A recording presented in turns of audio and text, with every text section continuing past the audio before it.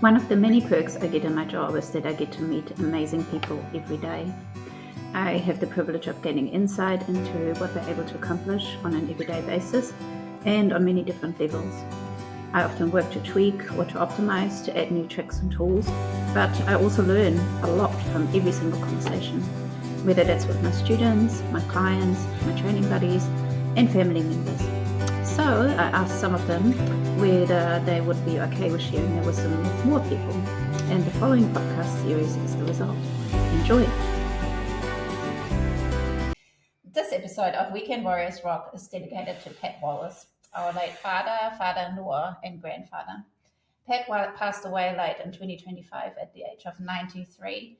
He was an inspiration to us all and many other people in the community in many ways. He was actually one of the inspirations for this very podcast series, and I'd always planned to record a chat with him. But unfortunately, we didn't manage to arrange a time before he got too unwell last year. So this is the second best way of sharing some of what we know about his insights and hoping to inspire anybody who wants to live to 93 and who wants to do that well. For context, until about 6 months of his passing, Pat was living independently. He was walking outside every day unless it was pouring. He had many social connections and commitments, and he watched the news every day and read books. And I'm super excited to be joined by two people that I know he was very, very fond of. And that is Rosie, one of his daughters, and Alex, one of his grandsons. Thank you both very, very much for your time and for sharing some of what you know about Pat with our listeners. How are you both today? Good, thank you. Good, thank you. Fantastic. Maybe, Rosie, you can start telling us a little bit about Dad and his upbringing or how he came to New Zealand. Dad was born in 1932, so he experienced World War II. One of his brothers was actually on a bomber in World War II and was a prisoner of war, so Dad had memories of experience in the war and his brother being a prisoner of war. They were on a farm in the southwest of England, so they had quite a lucky experience during the war. They didn't suffer too much from rationing and things like that, and they had a farm that produced obviously a lot of food. Dad worked on the farm as a young fella, including things like making hay with horses and carts, ploughing and things like that. And in 1956, he decided that he'd like to see a bit of the world, so he came to New Zealand on assisted passage and started working as a herd tester, testing the milk of farms in the Riparoa region. He never really left that area until he moved to the Bay of Plenty about 6 years ago. So he eventually had a farm and was a farmer. I think that was his passion. He loved being outdoors. He very much enjoyed being his own boss. And over the years, my parents established quite a large farming area with about 300 dairy cows eventually and steers that they raised for beef. And Dad continued farming until about 7 or 8 years ago, still outside working the steers, moving the stock, in winter feeding out, doing farm maintenance and so on. Which he very much enjoyed until he decided that it was time to step aside and retire to the Bay of Plenty. I certainly remember one of my first meetings was kind of like a autumny, foggy Wairua day, and he was up early by the fire, and then he went out in the dark, I think it was still dark and foggy, to get the dogs out and get some milk, and that was late 90s, so he would have been 70s? 60. No, it would have been his 60s, yeah. He would have been in his late 60s, but yeah, that was one of his rituals always, to get up, have a cup of tea, go and let the dogs out. The dogs were in their kennels, which was a walk from the house, walk down, let the dogs out, depending on whether he had jobs to do, then go and do the jobs, or sometimes have breakfast and then go and do jobs. In the winter, obviously, feed out, and in springtime, calf feeding. Alex, I think you have fond memories of calf feeding. Yep, I do. Yeah, in Rotorua in winter is not great. It's freezing cold before the fog lifts. So he'd be always in his gumboots and things like that. And yeah, I think he enjoyed sports a bit too. He played soccer, right? I remember spraining my ankle really bad. He literally floored me. He was better than I was, and he was already in his 60s, 70s. Yeah, Dad did. I think he played rugby as a young fella in England and also soccer. And when he came to New Zealand, I think along with a lot of the people that came to New Zealand in the 50s, so I think that was a lot of English people, and also a lot of people from the Netherlands came out at that time, or Dutchmen, as I think Dad called them. So he had a lot of friends who were of Dutch extraction as well, and they were all mad on football. And I think he played when he was first in New Zealand. But I also remember when I was in my, I suppose, around 10 years old or so, and up into my early teens, Dad played soccer in a Golden Oldies team. And it was only actually years later that I realised Golden Oldies actually meant 30 plus, but Dad was actually already around 50 at that time. But he used to go in on Sundays and play, and I think a couple of times he actually took me in to watch him play soccer. And yeah, I think he really enjoyed that, and probably also a drink or two with the guys after the game, the social side of it. Yeah. One of the questions I usually ask my weekend warriors is what gets them out of bed in the morning, because I think that's just such an important thing, and I think there's a lot of research to show that if you've got purpose in life, you're doing a lot better in terms of longevity and health span. And I think that's something about Dad. He's certainly always seemed to be jump up in the morning and always had something to look forward to. That's how I remember anyway. But what would you guys say? What would he say if I asked him that? I'd say that there were a lot of things that got him out of bed in the morning.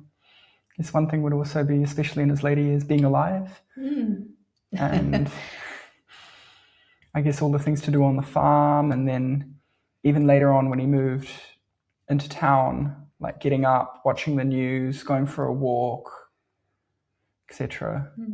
He was still doing the loop, even in the He was doing the whole, the retirement village loop. Yeah, I think he had his morning rituals, so probably back in the days of the farm, getting up and letting the dogs out and doing that. But even when he was in his later years, he always would say, I've got lots to do, even in his later years when lots to do meant do some housework, put the sheets and towels on to wash, and perhaps go to the supermarket. So in his mind, he always had a lot to do, a lot to get on with. So I think that would have been probably one of those things that got him out of bed, that idea of purpose and getting stuff done. He did remarkably well after Mum died to look after himself, to maintain the household. Perhaps not the cleanest, but I don't think our house was ever the cleanest actually. But to make sure that, things weren't a mess, and he was looking after himself, and he didn't need anyone to help with any of that stuff. Yeah. But I think even if you say, the house wasn't like that amazingly clean, I think that's the thing about New Zealand and the farming community.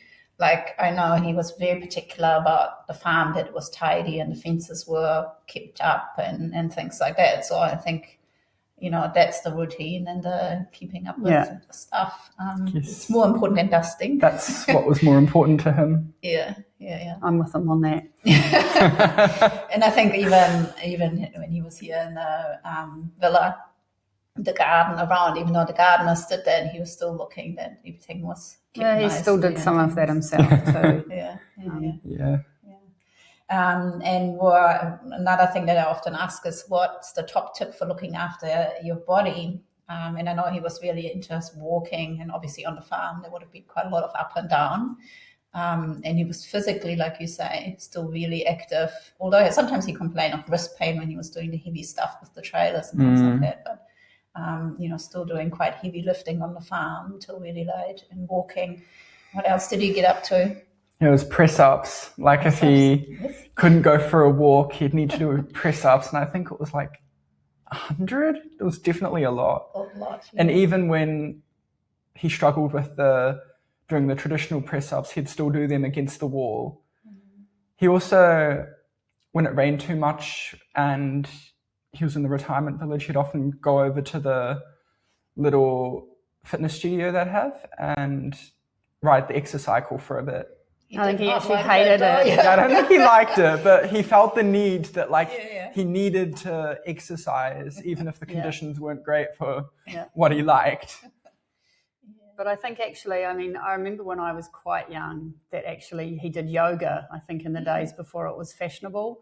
So I remember him going into yoga and he had a yoga mat and he would do some of the yoga exercises. So he had this idea to keep moving. I think in his younger days on the farm work just kept him moving.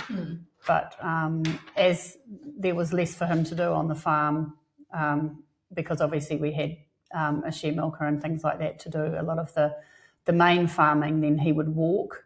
And I think actually that walking served two purposes. One is just the general fitness benefits of it, but the other thing is that he knew what was going on. So he always had his eye on the farm and anything that needed to be done, how things were looking, that kind of stuff. So I guess that was probably quite mental as well, so that he'd be mentally ticking off how things were going on the farm and what needed to be done. I think he still did yoga later on, kept going to classes with Bridget. He started again. No, that was, I think, yoga when they offered it in the local hall in the locals. And I think that's exactly what you mean. So that was something that was social as well, where it was offered to people in the district to go along and to do it. And I guess have a bit of a get together as well. Possibly, I don't know whether there was cups of tea afterwards or what, but he certainly enjoyed yoga, and I think he enjoyed very much the range of ages at yoga. So the yoga teacher was quite young, and all the people who would come along to yoga.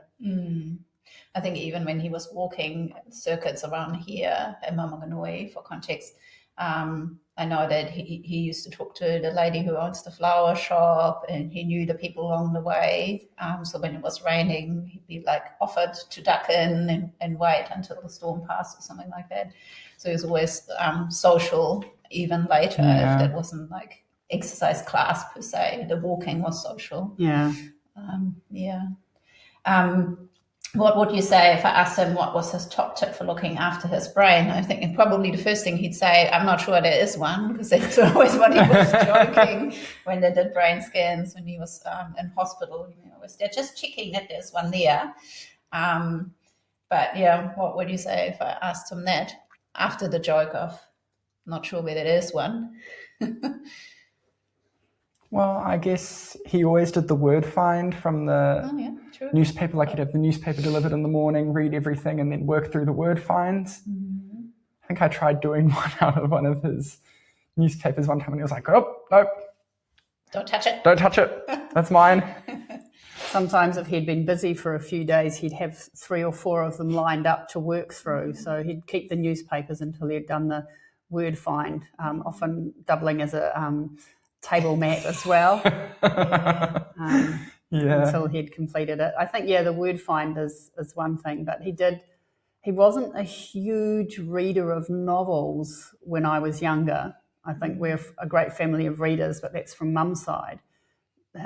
So when I was younger, reading things like farming magazines and things like that, so to keep up to date with, I guess, the knowledge in farming, and watching the news and current affairs and things like that. So taking an interest in the world and so on. But as he got older, he did like to read novels quite a bit, although there were a few criteria.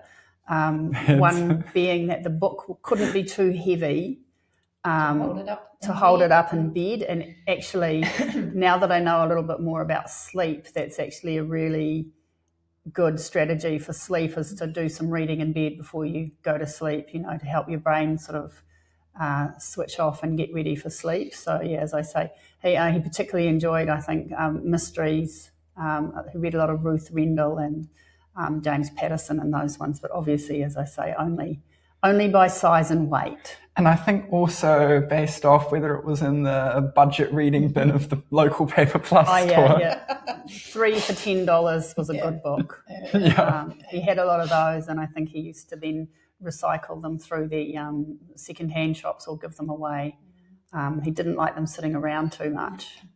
in his I remember house. once noticing he'd written on the front of it a note on to himself whether he'd enjoyed it or not, so that he wouldn't pick it up again. I think it might have been a book he didn't like, to say that wasn't any good or something like that, and to pass it on in his very neat handwriting. So, And he used to note when he read them as well. Yeah. So that I think perhaps like me, he would reread them, but obviously there had to be a suitable time lapse on those ones.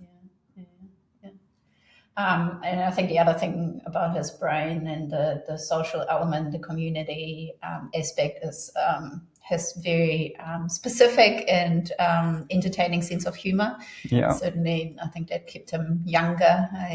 Yeah, he certainly liked a good laugh. Yes, yeah. Sometimes at others' expense. And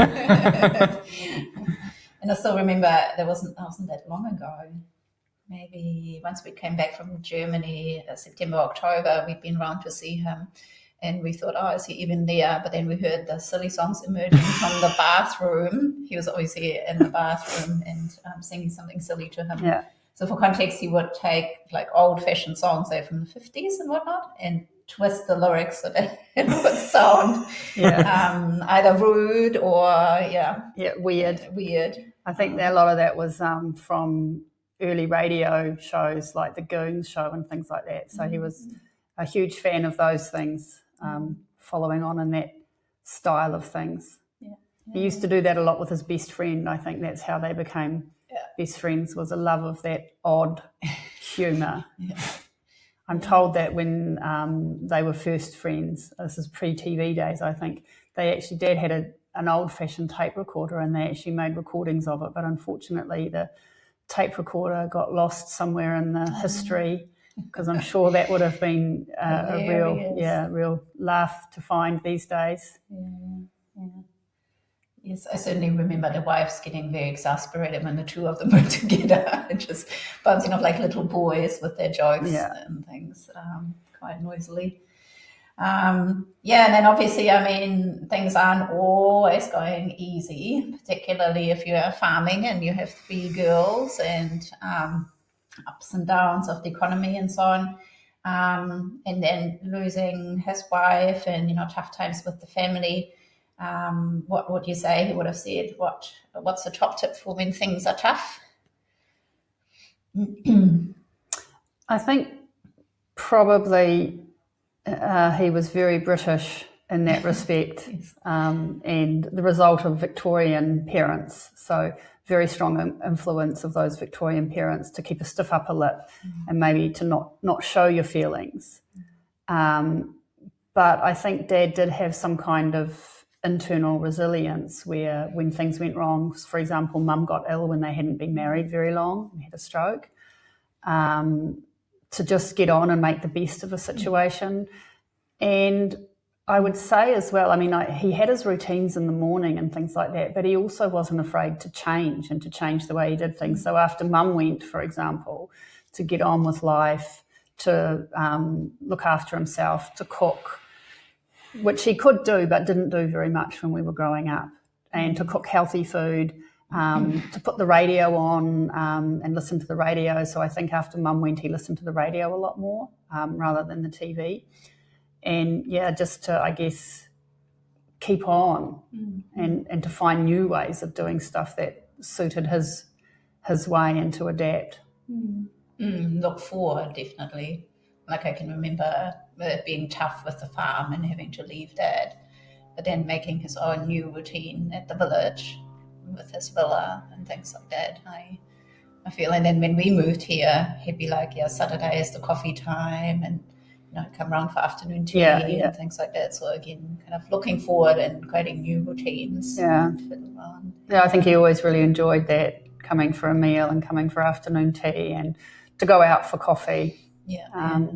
I always really look forward to that, to doing something, even, when he was probably in the last year of his life, his world was getting smaller and smaller. And so coffee was quite a manageable thing for him, to go out, to have a coffee, to see something, to see people. I was going to say, still go out, not like have your coffee at home and come to the wall on his specific chair or seat, again, the one he preferred. He always when he went out, he always liked to be where there were people. Like if there was a restaurant or a coffee shop or something like that that was empty, he'd kind of be like, "Oh, you don't want to go there." Yeah. So he did like to see people and to sort of see what's going on. And I think even actually when he was ill, the last time I think we took him out, just to see people, that was something that he really enjoyed. He did always enjoy the social interactions as well. When we'd go out and, the people would, serve him and talk to him and things like that. Yeah. And what would you say how he celebrated? So when things were going well, other than beer? I did like his beer.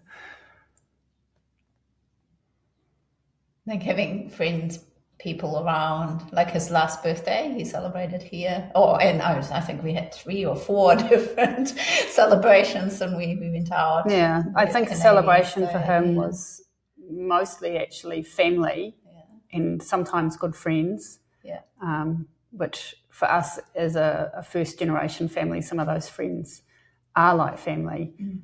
Food, a good laugh, talking about things. I think that was probably always his preference. Going out for a meal, enjoying good food. Yes. I think one thing we haven't mentioned, I always thought was very peculiar, but it's also very specific about that age category, I feel, and farming maybe, is his dietary preferences. Structure. The structure, but also his, what was it? Meat, green veg, spuds and gravy. It was kind of the staple, but it's, if you think about it, it's not baseline. Processed food, and having that regularly in the right proportions to each other, and that is probably another thing, and that he still carried on doing when he was cooking for himself for years. Yeah, broccoli. So that was his preference. He always had to have greens, so it was always a balanced meal of, I guess, absolutely balanced with some protein, with some carbohydrates, and with loads and loads of vegetables, fibre. His vegetable preferences were green, because he thought green was best. So if you tried with too much other things, I remember when my cousin was visiting and she did carrots, and he was like, carrots, my God, I think she'd eat carrots for breakfast, which he did like carrots, but obviously only occasionally. And he also had a peculiar thing about what was breakfast and what was lunch and what was dinner. So to start with, when we used to host him, occasionally we used to rock his world by serving salad with dinner. And he's like, salad, that's a lunch food. So, you could eat salad at lunch, but you had to have vegetables, cooked vegetables at dinner. But, I mean, the underlying thing there is actually a really healthy habit. And I know for a fact from talking to my cousin, interestingly, who complained about his father, so my dad's brother, that actually when he was on his own, he just ate really, really unhealthy things, mainly beans and toast. So it's obviously, I don't know where Dad got that habit from, to prefer, I guess, a diet that was naturally healthy. I think that, was a real thing as well, to keep on with that balanced eating.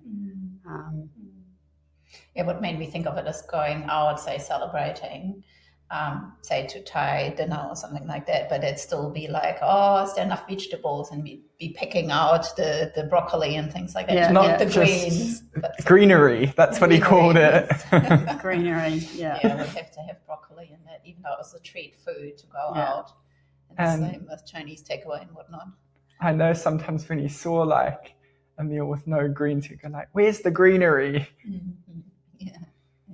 Like it needed to be there. But I think he's definitely, like I say, he was really one of the inspirations for creating this series. I'm very, very sad that I didn't get a chance to record it with him. But I think, hopefully through this and some people listening and reflecting on, what their habits are and what they can do to live a long, healthy life, he'll definitely, he's living on in our memories. Yeah. And every time when I make decisions, I think about Grandpappy. Is there anything else specific that you think would be worth sharing, where you think other people can take something away from? Actually, Lots of things, but one thing that is also scientifically now known, when Mum and Dad first got married, Dad actually had horrendous toothache and he wouldn't go to the dentist. And Mum said to him, "Why don't you go to the dentist and get that fixed?" And he said, "The dentist will just pull my tooth out." And that's obviously what he'd experienced in England. And Mum said, no, the dentist will fix it. So Mum actually encouraged him to go to the dentist and got his tooth filled and repaired. And Dad, after that, always regularly went to the dentist his whole life, every 6 months for a checkup. And later years, after his long-term dentist in Rotorua retired, he was indignant to go to the new dentist who tried to sell him, I think, $20,000 worth of veneers and things like that, caps and so on. And Dad was, indignant. And we did make jokes about, you can't put $20,000 worth of veneers in a coffin. And apparently the dentist said that people do, but Dad said he was too old for that. But he always maintained good dental hygiene and regular trips to the dentist. And now the science is saying that the health of your gums and your teeth contributes towards all sorts of health factors. So I think that's one thing. And actually I need to let that inspire me to go and get my teeth checked and cleaned and so on. Yeah. I think in particular cardiovascular disease and cognitive health as well. Quite a strong link with dementias and things like that. So yes, people go to the dentist for a checkup, even if it's just a checkup. That's best case scenario. Yeah. He was also still good with going to the GP and things like that, although he had that idea, I need to be fixed. They have to fix it right now. And he didn't take any advice from me about strength training. I was like, no, push-ups are better than getting up and off the chair. But that was this peculiar. But I think that idea of not taking no for an answer is probably a good thing. So when the doctor said something was hurting and doctor told him to just take paracetamol, he said, no, I need to get it fixed. So he was always pretty hard-nosed about getting himself to the best possible state that he could be in, not just accepting that he needed to live with pain. And I mean, he had all his own joints when he died as well. Yeah.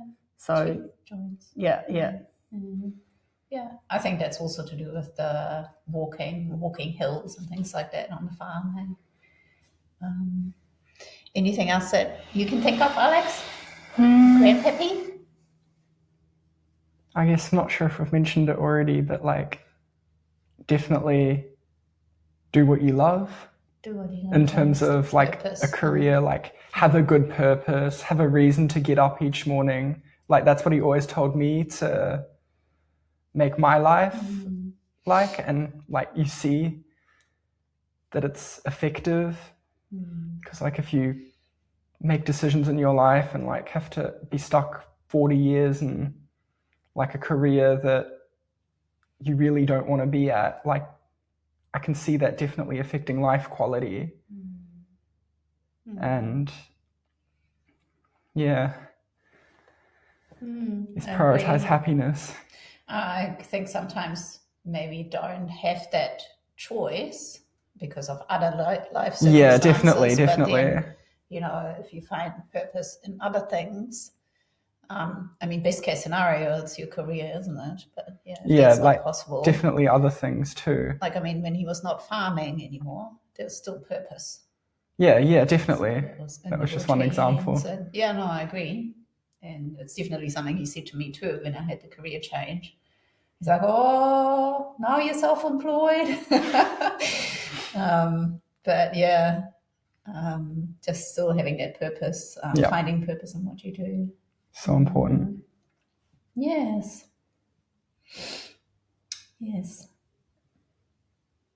Anything else? Not that I can think of. You can think of? Rosie? No. Well, then, thank you very much, both of you. We really appreciated having the chat. I think it's really important that other people know, and that not just the people, I guess, that hold him dear and that, reminisce about him and our time together, have the chance to hear about that, but that a wider audience also is inspired. So I hope he lives on through this as well as in our memories. And thank everyone for your time for listening. And I'll see you soon. Thank you both. Thank you. Thank you.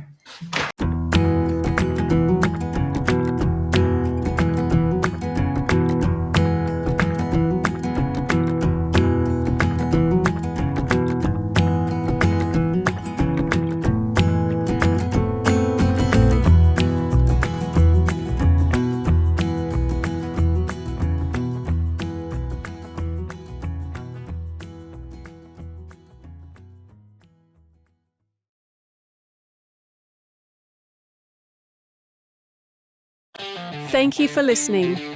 If you enjoy this podcast, click like on YouTube and subscribe to the channel on YouTube, Apple or Spotify. Weekend Warriors rock.